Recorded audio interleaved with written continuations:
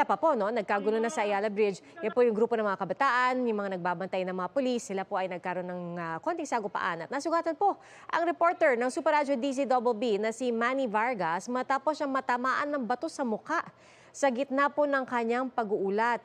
Nako, ngayon makakausap po natin si Manny. Manny, kamusta ka na? Yes, Pia, magandang hapon sa iyo. Ayos naman tayo, no?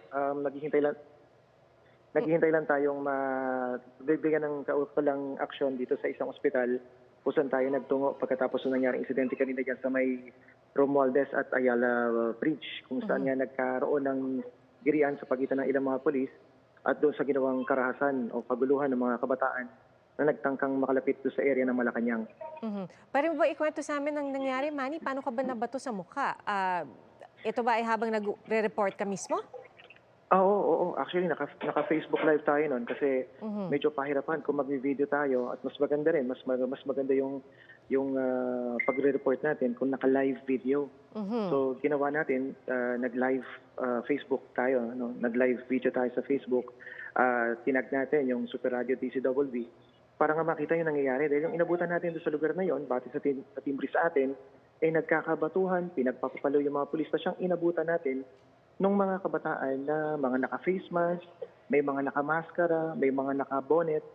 At tama yung hinala natin na yung kasama doon sa mga kabataan na yun ay mga minor de edad.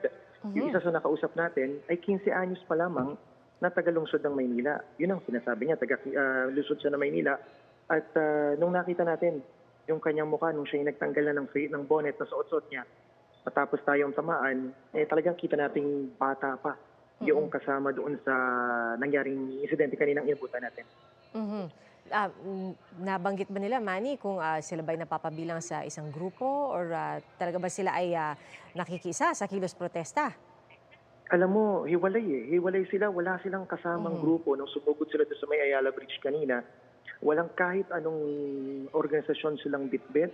Ang hinala natin, gang o ano pa man yung kanilang dala, batay na rin doon sa nakuha nating impormasyon sa mga nakausap natin bago tayo umalis doon sa mismong lugar. Sinasabing ito'y gang ng mga kabataan at kung maririnig mo at mapapakinggan, mapapanood ng mga kapuso natin yung live video natin, ang gustong mangyari nila, palusutin sila ng mga pulis para hindi nila saktan yung mga pulis at pag sila ay nakalusot, ang gusto raw nilang mangyari ay sunugin ng Malacanang. Alright. Well, Manny, kasi kanina, no, habang nung sumiklab ang gulo, kausap namin si Jonathan Andal. Nandun siya sa kabilang banda ng Ayala Bridge. Doon siya naabutan, no? Kasama niya nandun siya sa hanay ng mga pulis. Pero mukhang yung sa video na pinadala mo, ikaw ay nandun naman sa kabila, no? Kung nasaan yung mga nakikilos protesta. At sabi nila kasi, sabi ng mga pulis, yung mga binabato sa kanila, hindi lang bato, parang supot na may lamang likido. Hindi nila malaman kung ano yung nasa loob ng supot na yun. May nakita ka bang ganun? Sa sobrang dami ng ibinato, hindi na natin napansin kung ano. Pero ang tumawag ng pansin sa atin kasi, Pia, alam mo yung tubo na nilagyan ng semento sa dulo, pampabigat, o ano, yun ang binuhat ng ilan doon sa mga kabataan at ipinanghahampas doon sa pulis yung mismong bato. Ganong katindig, ganong karahas yung nangyari kanina. Oo, yun yung nakikita namin sa video, no, na pinadala mo nga kanina. At well, Manny, unang-una sa lahat, nagpapasalamat tayo na ikaw ay nasa maayos na kalagayan. Saan ba tumama yung bato? Malapit ba sa mata? Sa pagitan ng ilong at ng labi, ng upper lip, yung tinamaan. Actually, swerte pa rin kasi nung sinundan natin yung habulan, nakahabulan na, alam natin may dinadampot na. So sinundan natin yung mga pagdadampot na ginagawa o yung tangkang pagdampot na ginagawa doon sa mga kabataan. Nung pagtakbo natin, nakita ko kasi may paparating na bato. Kaya naisalag ko pa yung kamay ko, tinamaan yung cellphone na dahilan. Kaya tumilapon yung cellphone bago tumama sa mukha natin. Kaya medyo nabawasan yung impact. Okay. Well, so sa ngayon, ang hinintay mo na lamang, no, ay makausap ang mga medic, mga doktor. Tama ba, Manny? Tama, oo. May mga inaasikaso naman na tayo. Meron lang kailangan pagdaanan na proseso.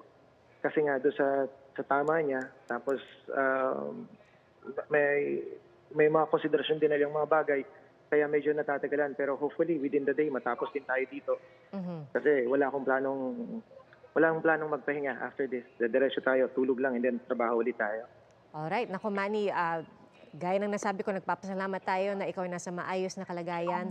At mag-ingat ka, Manny, sa iyong pagbalik sa Maraming salamat. coverage. Makikibalita ulit kami sa iyo mamaya. Si Manny Vargas po ng Super Radyo DZBB. Nag-uulat po siya. Ngayon po, kasalukuyan siya naghihintay po sa ospital. At pagkatapos po nito ay babalik po sa Maynila para silipin ang pinakabagong sitwasyon doon. Maraming salamat sa iyo, Manny Vargas.